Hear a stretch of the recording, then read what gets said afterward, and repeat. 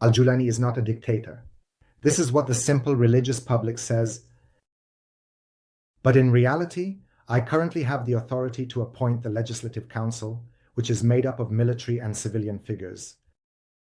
He is also the president of the country, meaning he has presidential and legislative powers.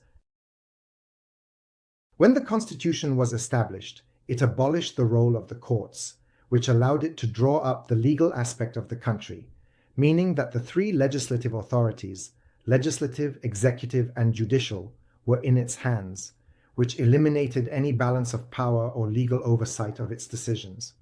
Let us understand more. Today there is a monopoly of the executive authority, as Al-Julani is the president of the country, which means that he controls the government, the army, and the security services. From another perspective, there is also a monopoly of the legislative authority, as Al-Julani is the one who chooses the members of the Legislative Council, and perhaps he is assisted in this matter by some of the legitimacy of the Hayat Tahrir al-Sham, which was dissolved after he was approved as president of the state. This makes the entire new legislative authority an instrument in his hand, and removes from it the characteristic of an independent state. From a third angle, there is also the abolition of the judiciary. When the Constitution was dissolved, the role of the courts was abolished, and Al-Julani became the sole source of laws, their interpretation and implementation. This means that today in Syria, we do not know whether we will enact laws on an Islamic legal basis or on a constitutional basis. From 1950 to 2012, the Constitution was effectively dissolved, so the decision maker in legal matters is exclusively in the presidency and the legislative authority that Al-Julani will choose.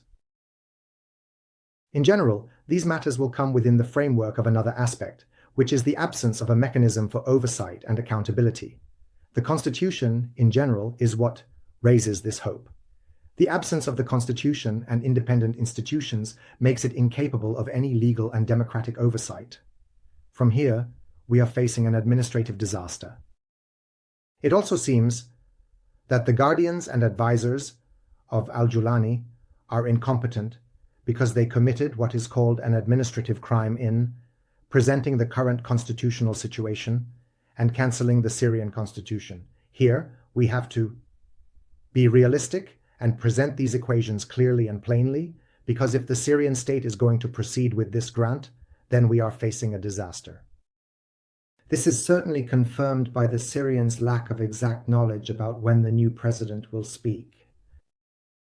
Every hour, the date changes, which indicates a lack of a successful administrative structure to manage the country in a rational and constitutional manner. We hope for the best and wish we are wrong in our assessment of the Syrian reality. But what we see today, as I believe, is catastrophic. I hope we are mistaken. Take care, and let's hope for a better Syria.